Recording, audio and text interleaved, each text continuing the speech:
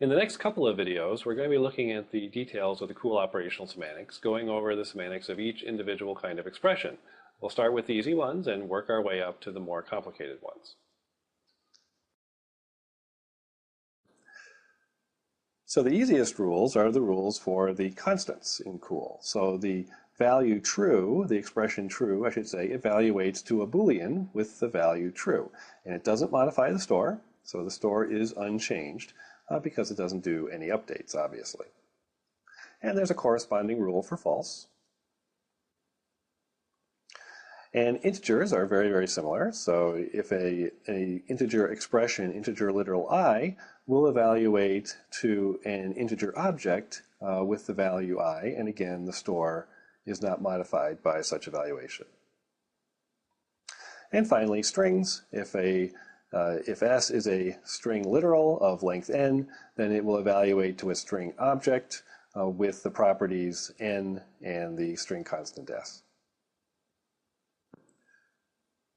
The evaluation of identifiers is very straightforward given that we have both an environment and a store. So to evaluate an identifier, and this would be a variable name like x or y or foo, what do? Well, first we look up in the environment where that identifier is stored. So that will give us back a memory location, L, sub ID in this case.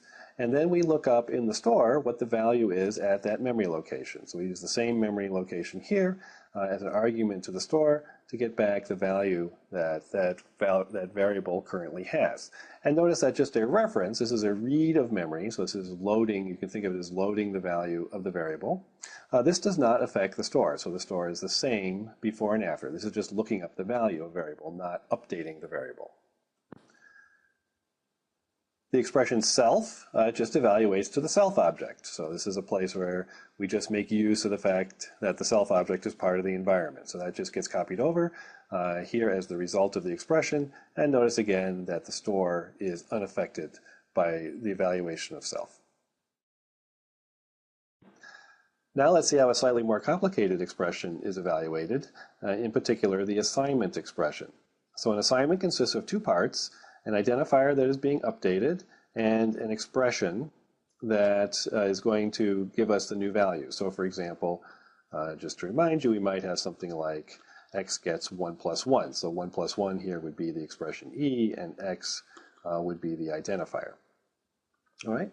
And so in order to evaluate the assignment, the first thing we have to do is we have to know what value we're going to be writing into the identifier. So what is the update we're going to perform? So the first thing to do is to evaluate e. Okay? And notice here that e is evaluated in the same environment. So it has the same three components here as here. All right? So it says the first thing we do is we run e. Okay, and that's going to give us back a new value v, or going to give us back a value v, excuse me, and possibly an updated store. So e can be an arbitrary piece of code. It could itself have assignment statements in it, and so the store that we get out might be different. All right, so e produces a value v and an updated store s1. And now, to actually do the assignment, what do? Well, we have to know what memory location we're supposed to update. So we look up the memory location for ID, and that'll give us some location L sub ID. And then we modify the store with the new value. We modify the store at that point with the new value. So we replace the location LID, or we update the value at the location LID to be the value of E, the value V. And we do that in store S1, which gives us a new store S2. And now notice that S2 is the store that results from the evaluation of E. Okay, so after we do the assignment returns the value V, which was, of course, the value of running E, and it returns the updated store S2. Next, let's talk about the operational rule for addition. So to evaluate E1 plus E2, what are we going to do? Well, first we're going to evaluate E1, and notice that that is done in the same context as the context of the entire expression. Okay, so the components of the context here for evaluating E1 are exactly the same as the components for the overall expression E1 plus E2. So when we evaluate E1, it's going to give us a value V1, and it's also going to give us an updated store S1. And then we're going to evaluate E2. And notice here that the context is different. The self object and the environment are the same, but now we're running E2 in the new store S1. And what that's saying is that if E2 has assignments or variable references in it, those assignments and variable references have to be done on the store that resulted from running E1. Okay, so it's very important that we get that any side effects that happen in running E1 are visible or that are seen by the expression E2. So we run E2 in this environment, we're going to get out the value V2 and an updated store S2, and then the result of the entire expression is going to be V1 plus V2, and the resulting store will be the store S2. And notice here how the stores tell you the order in which you have to evaluate the expressions. So because E1 is evaluated in the same store as the overall expression, that tells you that E1 has to be evaluated first. And then because E2 is evaluated in the store that's produced by E1, that tells you that E2 has to be evaluated after you've evaluated E1. And then the fact that S2 is the result of the whole thing tells you that E2 is also the last thing that you evaluate during the execution of this particular expression. Okay, let's take a look at a statement block, and just for variety here, let me change my colors. So how are we going to evaluate a statement block of statements E1 through EN? Okay, well, so the semantics of this is that we should run them in order, beginning with E1, and the result of the entire execution will be the value of the entire block will be the value of the last expression. And this rule just says that. So first we evaluate E1, and notice that it's done in the same store as the overall expression, so that's what tells you it has to come first. And that produces a new store S1 and a value V1. Okay, and then E2 is evaluated in the store S1, and it produces a store S2, and so on. And then expression En is evaluated in the store Sn minus 1, and it produces a value Vn and a updated store S sub n. Okay, and then the result of the whole thing is the value of Vn and also the updated store S sub n. And this rule tells you the order in which you have to evaluate the sub-expressions. The dependencies here on the store force you to evaluate E1 and then E2 and then E3 and so on. So you have to do them in that order to get the side effects, the side effects in the correct order for all of these expressions.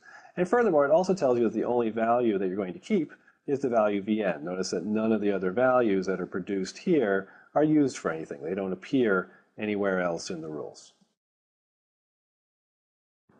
Let's take what we've learned so far and do a small example. So we want to know what happens when we evaluate the block. X gets assigned 7 plus 5. That's the first statement. And the second and last statement in the block is just the expression 4. And the first thing we have to do is to say what the context is in which we're going to evaluate this. And the context consists of 3 parts. There'll be a self object. And in this case, it doesn't really matter what's in the self object because self is not referred to in the program, and so it won't play any role in the evaluation. But we still need it. There'll be some self object out there. It just won't get used. And now we need an environment, which tells us the locations for all the free variables in the program. So we just need a place where X is going to be stored, and so X will be stored at some location L. And then we need to know what our memory contents is, what our store is, and let's just say that at L we have initially the value 0.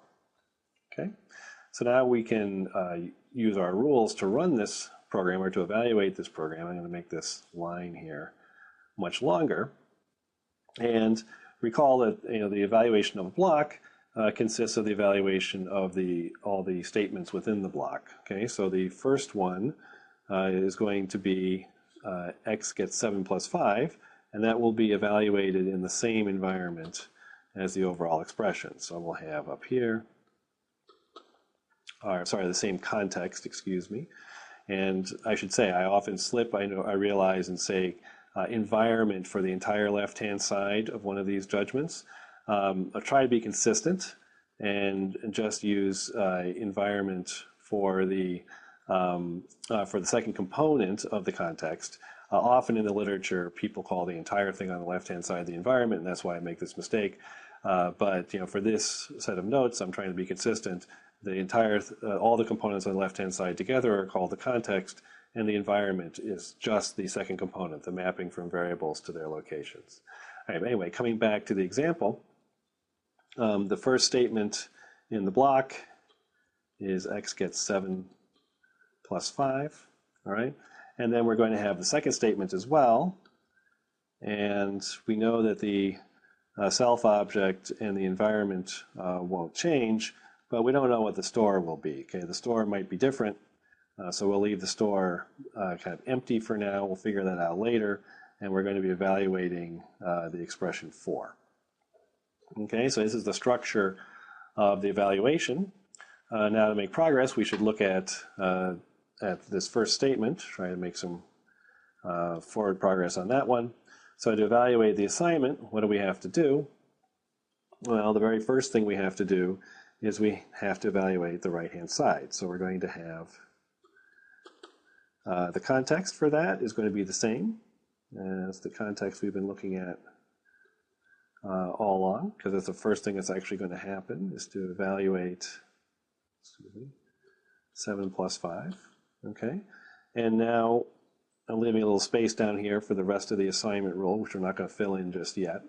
Now to evaluate the plus expression, we have to evaluate the first expression and the second expression. Okay, and so how do we do that? Well, we know finally, I think, how to do that, because we're finally down, we're going to have a single integer there, and that we already have a rule for. Okay, so an integer literal evaluates to an integer object. Okay, and inside that object is just the value. Okay, and the store is unmodified. All right, and then similarly for the other argument here.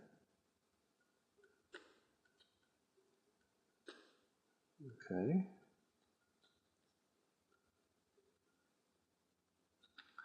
So the 5 will also evaluate to an integer object with a value 5, and the store will be unmodified. Okay, so that's the two sub-expressions of this addition. And so now we can fill in the result here. So we'll take the contents of the two integers, we'll add them. That will also be an integer object. So we'll get out the integer object 12, and the store has not been changed. Okay, so the store that we get out here happens to be the same as the store that went in, just because this expression had no assignments in it. All right, and now we're ready to do the assignment. Okay, so how do we do that? Well, we have to form a new store. All right, so we're going to have a new store, which will be L gets 0 with the value at L. I don't remember which way my notation went here. I think the number comes first, so we're going to put 12 in the location L, and of course that store is just equal to the store where L has the value 12. Okay, and so now what happens down here is we do the assignment, and we get out the new value. Okay, so the value of the right-hand side is 12, and we have the new store where the location L has 12. All right, so now we're ready to evaluate the second statement in the block, and that will be done in the store where L has the location 12. And of course, this is just an integer, and so that will evaluate to the integer constant 4, the integer value, 4, or integer object containing the integer object with the value 4, and our store. And it's just going to fit, not quite, right? And that's then the result of the entire evaluation. So this block will produce the value 4, an integer object with the value 4, and an updated store where location L has the value 12. So the next expression I would like to take a look at is the if-then-else expression. And to evaluate an if-then-else, what do we do? And actually, this should be an if-then-else phi, of course. So to evaluate an if then else, well, first we have to evaluate the predicate, and that's done in the same store, the same context as the overall expression. And if the result is true, if the Boolean predicate returns a value true, then we want to evaluate just the true branch and not the false branch. So that's why you only see here evaluation of E2 and E3 isn't mentioned anywhere. And just know here that the predicate may have side effects, and so E2 is evaluated in whatever store E1 produces. And then the result of the entire expression is the value of E2, okay, that's V, and also the final store that's produced by running the then branch. And there's a symmetric rule for what happens if the predicate evaluates to false. In that case, you would evaluate E3 and not E2. Next, we'll take a look at what happens with while loops in Cool. So there are two cases. First, if the predicate of the while loop evaluates to false, okay, well, in this case, the loop body is not going to execute. All right, so the first thing we do is we evaluate the predicate, and that's done in the same context as the evaluation of the overall expression. And if the predicate is false, then we exit the loop. And so the result of the loop is void, the value void, and just whatever store resulted from evaluating the predicate. The other possibility is that the predicate evaluates to true. So here we evaluate the predicate again in the same context as the overall loop. And if the predicate evaluates to true, then we're going to run the loop body once. Okay, and so we'll evaluate the loop body, and notice that that's done in whatever store results from evaluating the predicate. Evaluating the loop body is going to give us a value V and a new store S2. And then what we need to do is we need to go back around and execute the loop again. And how can we do that? Well, we're really just running the whole loop in the new context.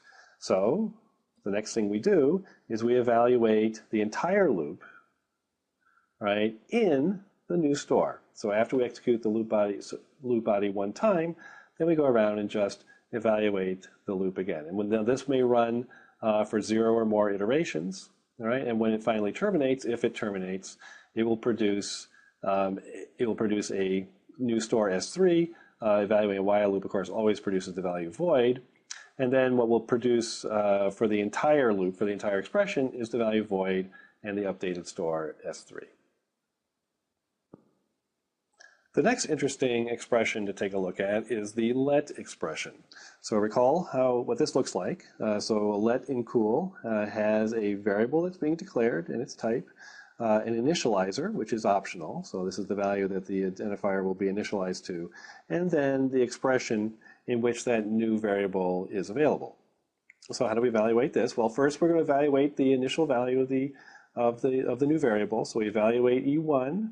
And as usual, that's done in the initial store, and it produces a possibly modified store. And now the question is, what's going to be the context here for the evaluation of E2 for the body of the let? And so it seems clear that it's going to involve S1 because it has all the updates from E1, but it also has to have this new identifier in it. And so how are we going to do that? So what we want is to have a new environment, E, but with a new binding of ID to a fresh location. So we're introducing a new variable. Remember that the environment has to track all the free variables. So this is one situation in which we're going to extend the environment E with a new binding. All right, and that location, the location for the new variable, has to be a fresh location. We don't want it to conflict with any other memory location we're already using. Okay, and so we're going to allocate a new memory location for the variable. And then the new store will also will be like S1. As we said, it has to include all the values for S1, but it's also going to have this new location for the variable, and that's going to have the initial value of the variable V1. To express that we need a new location, we're going to introduce a new operation on a store, which gives us a new fresh location. So new loc applied to a store is just going to give us some location that isn't being used by the store. So the store has a domain. Remember, it's a mapping from locations to values, and we'll just pick some new location that isn't in the current list of locations within the store, and that'll be the one returned, or that will be the one returned by newloc. Okay, so newloc you can think of as modeling the memory allocation function in the runtime system. So then here we can write out the rule. So this is the most complicated rule we've seen so far, so I'll just take a moment to walk through it. All right, so the first thing we do is we evaluate E1, the initializer for the new variable. Okay, so just like before, this is done in the same context as the overall expression, and this is going to give us a value for E1 and an updated store. All right, then in the updated store, using the updated store here, we find an unused location, L new, okay? And then we're going to create a store where that new location has the value of E1. So we're going to store the value of E1 at that new location. We're going to update the store S1 to reflect that. And furthermore, we're going to extend our environment with the new identifier, which will be stored at this new location. And this is the context then, okay, with this updated environment and store, in which we evaluate the body of the let, which will produce a value v2 and a possibly updated store s2, and those are the results of the overall expression.